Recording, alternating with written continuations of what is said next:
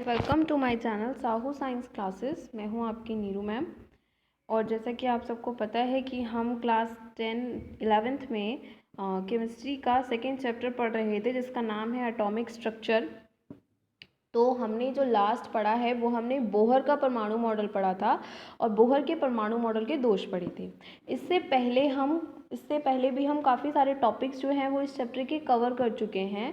तो उसके लिए आप सब मेरी पीछे वाली वीडियोस देख सकते हैं जो आपको इसी चैनल की प्लेलिस्ट में मिल जाएंगी, या फिर मैं डिस्क्रिप्शन बॉक्स में भी उसका लिंक दे दूँगी। ठीक है, आप वहाँ से पहले वाली वीडियोस को कवर कर सकते हैं। पहले वाली वीडियोस को ज़रूर देखो पहले, क्योंकि अगर पहले का नहीं देखोगे तो आगे का कुछ भी समझ नहीं आएगा। तो पहले वाली वीडियोस को देखना, सीधा इस पर मत आ जाना। तो आज का जो हमारा टॉपिक है वो है आपका इलेक्ट्रोमैग्नेटिक रेडिएशन, या जिसको हम विद्युत चुम्बकीय विकिरण कहते हैं। तो आज हम विद्युत चुम्बकीय विकिरण पढ़ने वाले हैं और उसी के साथ उसके अभिलक्षण भी पढ़ने वाले हैं। वो टॉपिक भी आज हम इसी में कंप्लीट करने वाले हैं। तो टॉपिक को स्टार्ट करते हैं। तो सबसे पहला जो आज का हमारा टॉपिक है वो है विद्युत चुम्बकीय विकिरण, या जिसको हम इंग्लिश में इलेक्ट्रोमैग्नेटिक रेडिएशंस कहते हैं। तो एक्चुअल में एक साइंटिस्ट हुए थे जिनका नाम है क्लार्क मैक्सवेल। क्लार्क मैक्सवेल से पहले जो भी ऊर्जा की या विकिरण की प्रकृति थी उसको कण के रूप में माना जाता था। किसके रूप में? कण के रूप में। या जितना भी पदार्थ की प्रकृति थी उसको कण के रूप में माना गया, तरंग के रूप में नहीं माना गया था। क्लार्क मैक्सवेल थे जिन्होंने इस प्रकृति को या फिर विकिरण की ऊर्जा को तरंग प्रकृति के रूप में बताया था। पहली बार क्लार्क मैक्सवेल ने ही इस तरंग प्रकृति के बारे में बताया था। इससे पहले तरंग प्रकृति के बारे में, तरंग नेचर के बारे में, वेव नेचर के बारे में किसी को नहीं पता था। सिर्फ कण, पार्टिकल्स, इन सब के बारे में पता था। तरंग प्रकृति के बारे में कोई नहीं जानता था। तो क्लार्क मैक्सवेल ने बताया था कि विकिरण की जो ऊर्जा होती है उसकी प्रकृति तरंग वाली होती है, उसकी प्रकृति कण वाली नहीं होती है, उसकी प्रकृति तरंग वाली होती है। तो इन्होंने कहा था, इनके अनुसार ऊर्जा तरंग के रूप में उत्सर्जित होती है। कि जो ऊर्जा होती है, जो सूर्य से ऊर्जा प्राप्त होती है या जो किसी भी ऊर्जा के सोर्स से हमको ऊर्जा प्राप्त हो रही है, वो तरंगों के रूप में प्राप्त होती है। वो हमें कणों के रूप में प्राप्त नहीं होती, वो हमें किसके रूप में प्राप्त होती है? वो हमें तरंगों के रूप में प्राप्त होती है, वो हमें रेज के फॉर्म में प्राप्त होती है।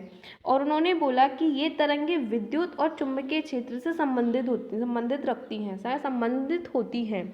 विद्युत क्षेत्र सबको पता है, विद्युत क्षेत्र जहाँ पॉजिटिव और नेगेटिव पोल्स होते हैं, चुंबकीय क्षेत्र जहाँ नॉर्थ और साउथ पोल होते हैं। तो इन्होंने बोला कि ये जो विकिरण की ऊर्जा होती है, सबसे पहले उन्होंने ये चीज़ बोली कि जो भी विकिरण की ऊर्जा होती है, विकिरण क्या होता है कि जब भी आप किसी भी सोर्स को, ये लाइट का सोर्स है, आप लाइट के सोर्स को किसी पर भी डालते हो तो उसके अंदर से अलग अलग टाइप की ऐसी किरणें निकलती हैं, रेडिएशंस निकलते हैं, जिनको हम विकिरण बोलते हैं। तो उन्होंने बोला कि जो विकिरण की ऊर्जा होती है, या जो विकिरण से जो भी ऊर्जा निकलती है, पहली चीज़ तो वो तरंग प्रकृति वाली होती है, वो तरंगे होती हैं। ठीक है। दूसरी चीज़ इन्होंने बोला कि ये जो ऊर्जा होती है वो हमेशा तरंग के रूप में ही उत्सर्जित होती है। उत्सर्जित का मतलब होता है निकलना। तो हमेशा ये जो विकिरण की ऊर्जा होगी उसकी प्रकृति कैसी होगी? तरंग प्रकृति की होगी, क्योंकि वो जो निकलेंगी या वो जो उत्सर्जित होंगी वो तरंगों के रूप में उत्सर्जित होंगी। तीसरी चीज़ इन्होंने ये बोली कि ये जो तरंगे होती हैं वो विद्युत क्षेत्र से और चुंबकीय क्षेत्र से संबंध रखती हैं। या तो ये विद्युत क्षेत्र से संबंध रख रही होंगी या फिर ये चुंबकीय क्षेत्र से संबंध रख रही होंगी।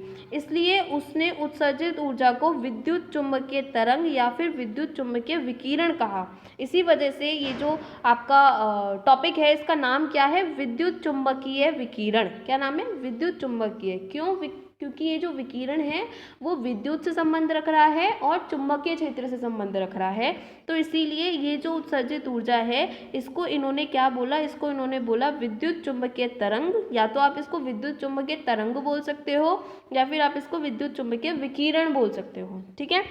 और चूंकि प्रकाश एक प्रकार की ऊर्जा होती है, सबको पता है कि प्रकाश ऊर्जा है, अतः इसे तरंग गति से वर्णित किया जाता है। अतः प्रकाश को भी किससे वर्णित किया जाता है? तरंग गति से।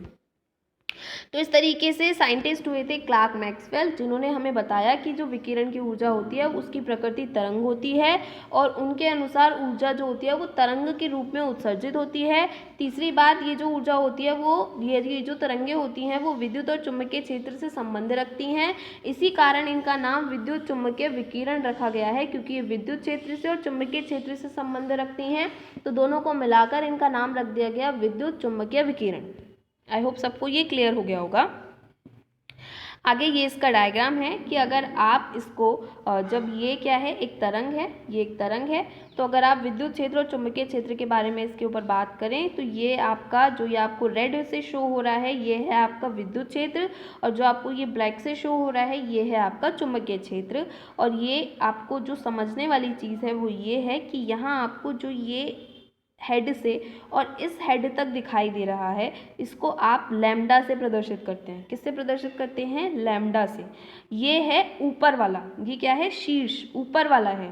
ये नीचे वाला है, ये द्रोणी बोलते हैं इसको, ये नीचे वाला है। और ये कौन सा है? ये ऊपर वाला है, ये शीर्ष है, ये द्रोणी है। ठीक है, तो ये हो गया आपका लैम्डा, यहाँ से लेकर यहाँ तक की लेंथ लैम्डा, यहाँ से लेकर यहाँ तक की लेंथ लैम्डा। और उसके बाद आपको ये दिखाई दे रहा है कि यहाँ से लेके यहाँ तक, या फिर मैं कहूँ यहाँ से लेके यहाँ तक, इसको हम आयाम बोलते हैं। क्या बोलते हैं? आयाम। ठीक है, दो चीज़ें आपको इसमें पता करनी है कि लैम्डा क्या होता है और आयाम क्या होता है। इतना सबको आई होप समझ आ गया होगा, क्लियर हो गया होगा। ऐसे ही आपको आपकी नोटबुक में करना है, डायग्राम भी बनाना है आपको आपकी नोटबुक में। इसके बाद नेक्स्ट आते हैं विद्युत चुम्बकीय विकिरण के अभिलक्षण। ये हमारा नेक्स्ट टॉपिक है, काफ़ी इंपॉर्टेंट और अच्छा टॉपिक है। इसमें आपको सबसे पहले बताता है कि तरंग दैर्घ्य क्या होती है। तो आपने अभी यहाँ पर पढ़ा कि ये क्या थी? तरंग दैर्घ्य थी शीर्ष से शीर्ष तक की दूरी या फिर द्रोणी से द्रोणी तक की दूरी।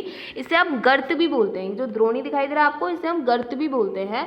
तो ये यहाँ पर लिखा हुआ है कि दो तरंग शीर्षों की या फिर द्रोणी के मध्य की दूरी को हम क्या बोलते हैं? तरंग दैर्घ्य कहते हैं, या फिर इसे हम लैम्डा कहते हैं। ये सबको दिखाई दे रहा है कि यहाँ शीर्ष से लेके शीर्ष तक की दूरी पीक टू पीक बोलते हैं, इसे इंग्लिश में पीक बोलते हैं।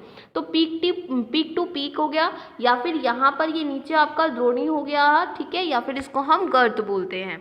तो ये आपके दो तरीके का, ये जो दो तरीके की मध्य की दूरी है, इसको हम बोलते हैं लैम्डा या फिर तरंग दैर्घ्य बोलते हैं।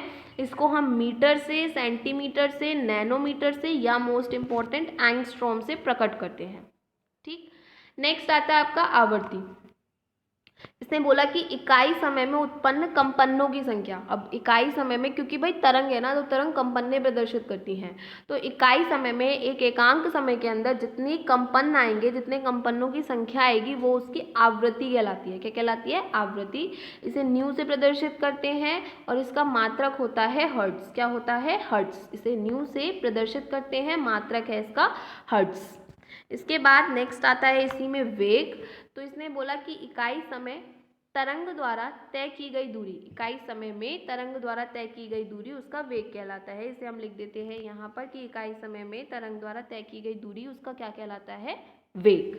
इसे आप सी से व्यक्त करते हैं और इसकी जो इकाई होती है वो होती है सेंटीमीटर प्रति सेकंड या फिर मीटर प्रति सेकंड। ठीक है, और इसका मान जो होता है वो निश्चित होता है। इसका एक निश्चित मान है, that c is equals to 3 × 10⁸ metre पर सेकेंड, या फिर आप इसको इस तरीके से भी लिख सकते हैं। ठीक है, सेंटीमीटर पर सेकेंड।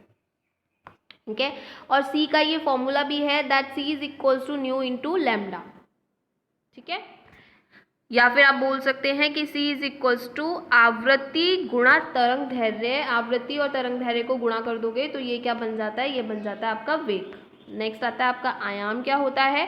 तो किसी तरंग के शीर्ष की ऊंचाई या फिर द्रोणी की गहराई उसका आयाम कहलाती है। यहाँ हमने पढ़ा था कि ये क्या है? ये इसका आयाम है। मैंने आपको बोला था ऊपर से ये वाला भी हो सकता है या फिर ये वाला भी हो सकता है। तो शीर्ष से यहाँ तक की ऊंचाई या फिर द्रोणी की गहराई उसका क्या कहलाता है? आयाम कहलाता है। ठीक है, और ये जो आयाम होता है इसे हम ए से व्यक्त करते हैं और इसे लंबाई के मात्रकों में व्यक्त किया जाता है। लंबाई के जो भी मात्रक हैं लाइक मीटर्स एक्सेट्रा, इन सब में इनको व्यक्त किया जाता है। Last but not the least and very important, जो कि आपका इसका टॉपिक नहीं है, आपका ये टॉपिक यहीं पे ख़त्म होता है। यहाँ तक ये टॉपिक ख़त्म हो गया। नेक्स्ट एक छोटा सा नोट मान लीजिए जो कि बहुत ज़्यादा इंपॉर्टेंट है, आपके आगे तक काम आएगा, इसलिए यहाँ मैंने लिखा हुआ है। ये है आपका फोटोन। फोटोन एक्चुअल में क्या होता है? तो आप सबको पता है कि सूर्य जो है वो आपको ऊर्जा देता है। आप सबके अकॉर्डिंग सूर्य आपको पूरे टाइम एनर्जी देता रहता है। तो क्या सूर्य इतना खाली है जो आपको पूरे टाइम एनर्जी देता रहता है? उसके पास कोई और काम नहीं है करने के लिए? तो नहीं, ऐसा नहीं है। उसके पास बहुत सारे काम है करने के लिए, बहुत बिजी है आपका सूरज। तो वो क्या करता है? वो आपकी पृथ्वी पर, या फिर हम ये कहें कि जहाँ पर भी उसको एनर्जी देनी है, वो वहाँ पर पूरे टाइम एनर्जी नहीं देता। वो छोटे छोटे पैकेट्स देता रहता है एनर्जी के। जब एक पैकेट ख़त्म हो जाता है तब वो दूसरा पैकेट दे देता है, जब दूसरा पैकेट ख़त्म हो जाता है तब वो तीसरा पैकेट दे देता है। तो वो ऊर्जा के ये छोटे छोटे पैकेट्स देता है, या फिर हम ये कहें कि वो ऊर्जा को कंटिन्यूसली ना देकर बंडलों के रूप में या पैकेट के रूप में देता है।